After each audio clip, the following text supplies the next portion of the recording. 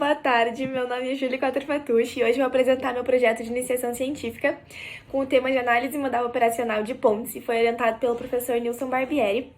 Meu financiador foi minha própria universidade, então a Pontifícia Universidade Católica do Paraná, onde eu curso engenharia mecânica. Então, atualmente e sempre, na verdade, a gente tem muitas estruturas de grande porte e elas estão sempre sujeitas a carregamentos dinâmicos aleatórios, como vento, variação de temperatura, chuva, movimento de veículos, enfim. Essas excitações são muito difíceis de serem modeladas e obtidas experimentalmente. Então, por causa disso, a gente emprega a análise modal operacional, para avaliar o comportamento dinâmico de grandes estruturas.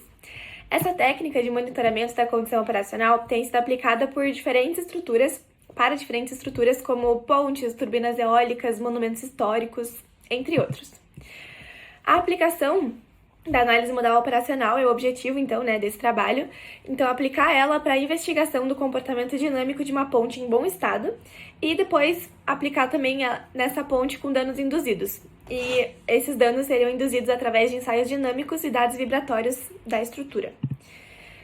Então, quais são os passos para a gente descobrir e fazer essa análise modal operacional? Então, primeiro a gente obtém os dados experimentais, a gente utiliza acelerômetros dispostos ao longo da estrutura, a gente daí utiliza uma matriz de correlação de sinal de saída, que é a matriz que está no fim da primeira flechinha. Em seguida, a gente faz uma separação de modos físicos e espúrio. O processo mais comum para fazer essa separação dos modos é a utilização de diagramas de estabilização. Em seguida, a gente pega um índice que mede a complexidade do modo de vibrar, que é o MPC, e ele funciona assim: se a estrutura é proporcionalmente amortecida, os componentes do modo de vibrar para um certo modo levam a uma linha reta no plano composto. Aí os desvios dessa linha podem ser quantificados pelo MPC. Em seguida, a gente usa uma metodologia de separação, e ela é baseada em algoritmos de separação dos grupos hierárquicos.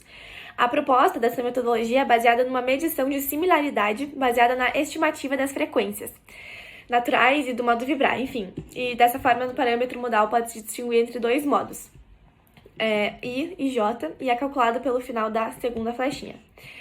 Depois a gente também usa uma linha de corte e ela é selecionada considerando somente os grupos com um número significativo de polos, e dessa forma o modo de vibrar de estrutura é estimado. E por fim, as bandas com frequência próximas do histograma são comparadas para avaliar se os modos de vibrar estão sendo os mesmos.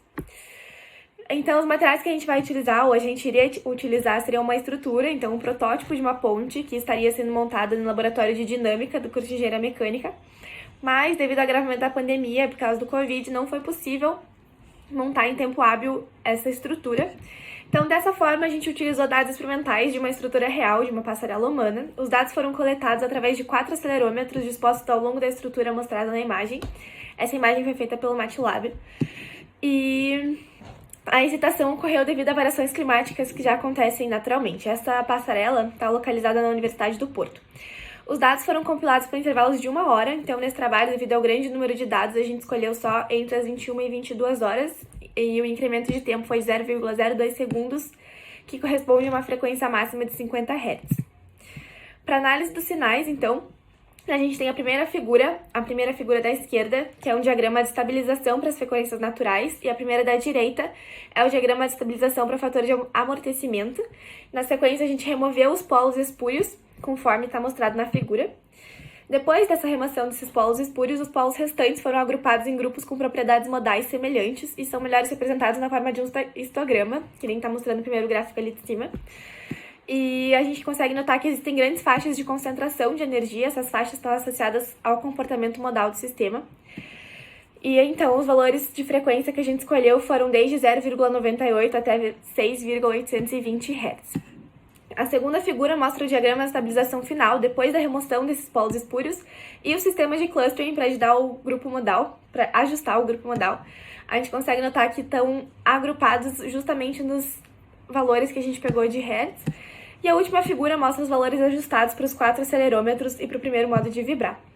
A grande vantagem dessa ferramenta é que a gente não necessita de conhecimento das forças que excitam uma determinada estrutura para a obtenção dos parâmetros modais da mesma. Então a gente consegue medir mesmo sem saber o que vai atacar. Além disso, está sendo desenvolvida uma ferramenta para detecção automática desses parâmetros modais.